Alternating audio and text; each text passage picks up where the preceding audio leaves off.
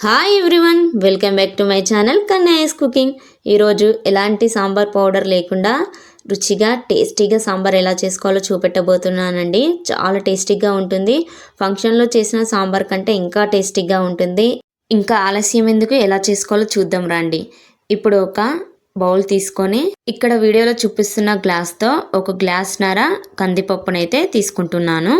ఇప్పుడు పప్పులోకి water add చేసుకొని 2 సార్లు కడుక్కోవాలి. పప్పును 2 సార్లు కడుక్కున్న తర్వాత ఏ గ్లాస్తోనైతే పప్పును తీసుకున్నామో అదే గ్లాస్తో 4 గ్లాసుల వాటర్ని వేసుకుంటున్నాను. కుక్కర్లో పప్పు ఉడికించుకున్న వాళ్ళు కూడా 4 గ్లాసుల వాటర్ వేసుకొని ఉడికించుకోవాలి. ఇప్పుడు గ్యాస్ వెలిగించుకొని మనం కడిగి పెట్టుకున్న పప్పుని ఉడికించుకుందాము. పప్పు 30 నిమిషాల్లో చక్కగా ఉడికిపోతుందండి. ఇప్పుడు సాంబార్లోకి చింతపండు రసం కోసం ఒక పెద్ద నిమ్మకాయ సైజ్ అంతా చింతపండుని తీసుకొని 2 సార్లు కడుక్కోవాలి. చింతపండు 2 సార్లు కడుక్కున్న తర్వాత వాటర్ వేసుకొని చింతపండును నానబెట్టుకోవాలి ఒక 10 నిమిషాల పాటు. 30 నిమిషాల తర్వాత పప్పు చక్కగా ఉడికిపోయింది. ఇప్పుడు పప్పును తీసుకొని పక్కకు పెట్టుకోవడమే. ఇప్పుడు సాంబార్లోకి వంకాయ, ముందుగా దంచి పెట్టుకున్న వెల్లుల్లి, జీలకర్ర పేస్ట్, ఆనియన్, పచ్చిమిర్చి, బెండకాయ, క్యారెట్, టమాటో, మునక్కాయ, కొత్తిమీర, కరివేపాకు, పొటాటో తీసుకోవాలి. ఇప్పుడు ఒక బౌల్ పెట్టుకుని బౌల్లోకి 2 పావుల ఆయిల్ వేసుకోవాలి. ఆయిల్ వేడిన తర్వాత ఆవాలు, జీలకర్ర వేసుకోవాలి. ఆవాలు, జీలకర్ర వేగిపోయిన తర్వాత కరివేపాకు వేసుకోవాలి. ముందుగా చాప్ చేసి పెట్టుకున్న ఆనియన్స్, పచ్చిమిర్చిని కూడా యాడ్ చేసుకోవాలి. పచ్చిమిర్చి, ఆనియన్స్ గోల్డెన్ కలర్ వచ్చే వరకు వేయించుకోవాలి. ఆనియన్స్ వేగిపోయిన తర్వాత ముందుగా కట్ చేసుకున్న మునక్కాయలను వేసుకోవాలి. పొటాటో, క్యారెట్ కూడా వేసుకొని 2 నిమిషాలు వేయించుకోవాలండి. పొటాటో, క్యారెట్ వేసుకున్నాక 2 నిమిషాలు వేయించుకున్న తర్వాత ఇప్పుడు ముందుగా కట్ చేసుకున్న వంకాయ, బెండకాయ, టమాటాలను వేసుకొని 2 నిమిషాల పాటు కలుపుకొని మూత పెట్టుకొని లో ఫ్లేమ్లో 5 నిమిషాలు ఉడికించుకోవాలి. ఇలా ఉడికించుకోవడం వలన కూరగాయలు అనేవి సాఫ్ట్గా అయిపోతాయి, మెత్తగా ఉడికిపోతాయి. 5 నిమిషాల తర్వాత చూసినట్లయితే కూరగాయలు చక్కగా ఉడికిపోయాయి. ఇక్కడ ఒక మునక్కాయను ఒత్తి చూపిస్తానండి. మునక్కాయ చక్కగా ఉడికిపోయిందంటే కూరగాయలు మంచిగా ఉడికిపోయినట్టే. ఇప్పుడు మనం ముందుగా దంచి పెట్టుకున్న జీలకర్ర, వెల్లుల్లి పేస్ట్ను యాడ్ చేసుకొని ఒకసారి కలుపుకుందాం. ఇప్పుడు ఇందులోకి 1 టేబుల్ స్పూన్నర పసుపును కూడా యాడ్ చేసుకొని పసుపును మంచిగా వేయించుకోవాలి.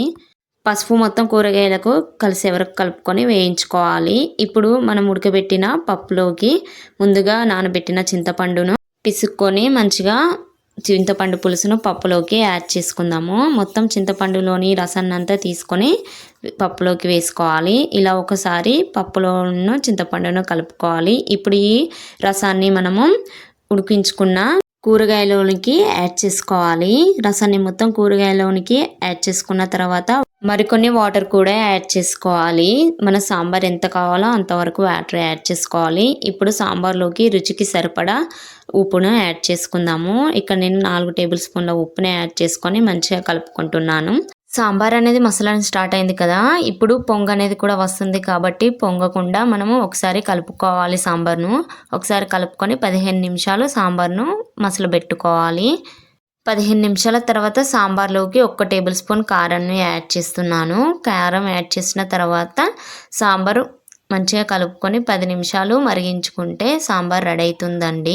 10 నిమిషాల తర్వాత చూసినట్లయితే సాంబార్ చిక్కబడింది కదండి. ఇప్పుడు సాంబార్ పౌడర్ కాకుండా ఇంట్లో తయారు చేసిన జీలకర్ర మెంతుల పొడిని అయితే యాడ్ చేస్తున్నాను. నేను ఎప్పుడు సాంబార్ చేసినా ఓన్లీ జీలకర్ర మెంతుల పొడినే యాడ్ చేస్తాను. సాంబార్ చాలా టేస్టీగా ఉంటుంది. ఇప్పుడు ఇందులోకి కొంచెం కొత్తిమీర చల్లుకోవాలి. ఇప్పుడే మనం జీలకర్ర మెంతుల పొడిని యాడ్ చేసాం కాబట్టి జీలకర్ర మెంతుల పొడి యాడ్ చేసిన తర్వాత ఒక 5 నిమిషాలు సాంబార్ను మరిగించుకుంటే సాంబార్ రెడీ అయినట్టే. అంతే అండి. వేడివేడి సాంబార్ను ఒక సర్వింగ్ బౌల్లోకి సర్వ్ చేసుకొని తినేయడమే. చాలా టేస్టీగా ఉంటుందండి. మీరు కూడా ఏ సాంబార్ పొడి వాడకుండా ఒకసారి ఇంట్లో ఇలా ట్రై చేసి చూడండి. చాలా బాగా నచ్చుతుంది మీకు కూడా.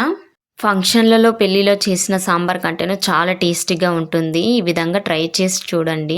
ఇప్పుడు వేడి అన్నంలోకి సాంబార్ వేసుకొని తింటుంటే చాలా బాగుంటుందండి. మీకు కూడా ఈ సాంబార్ రెసిపీ నచ్చినట్లయితే లైక్ చేయండి, షేర్ చేయండి, కామెంట్ చేయండి. అలాగే నా ఛానల్ని ఇప్పటివరకు సబ్స్క్రైబ్ చేసుకునే వాళ్ళు ఎవరైనా ఉంటే ఛానల్ని సబ్స్క్రైబ్ చేసుకోండి. ఇలాగే ఛానల్ని ఫాలో అవుతూ ఉండండి. థ్యాంక్ యూ వెరీ మచ్ అండి.